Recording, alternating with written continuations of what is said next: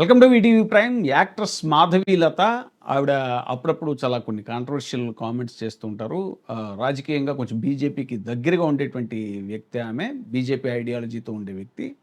అయితే బీజేపీ వాళ్ళతో కూడా కొన్ని సందర్భాల్లో విభేదించినటువంటి కాంట్రవర్షియల్ స్టేట్మెంట్స్ చాలాసార్లు ఇచ్చారావిడ.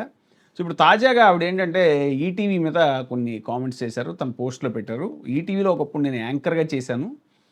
ఆ 'ఉషాకిరణ్' సంస్థ నుంచే నేను లాంచ్ అయ్యాను 'నచ్చావులే' అనే సినిమాతోటి. అది మంచి హిట్ కూడా.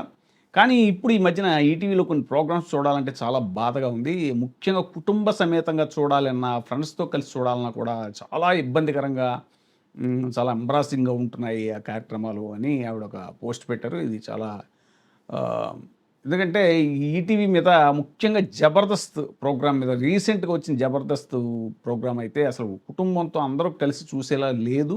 ఎందుకంటే అది సినిమా కాదు, సర్టిఫికెట్లు ఉండవు దానికి. టీవీ ప్రతి ఇంట్లోనూ ఉంటుంది. అందులో ఈటీవీ అంటే మోస్ట్ పాపులర్ తెలుగు వాళ్ళలో మమేకం అయిపోయినటువంటి ఛానల్. మరి అలాంటి ఛానల్‌లో ఇలాంటి అసభ్యకరమైనటువంటి ప్రోగ్రామ్సు, లేదంటే అసభ్యకరమైనటువంటి డైలాగులతో కూడినటువంటి కార్యక్రమాలు ఇవన్నీ కూడా ఎబ్బెట్టుగా ఉంటున్నాయి అనేటువంటిది చాలామంది నుంచి వస్తున్నటువంటి హ్మ్, కామెంటు.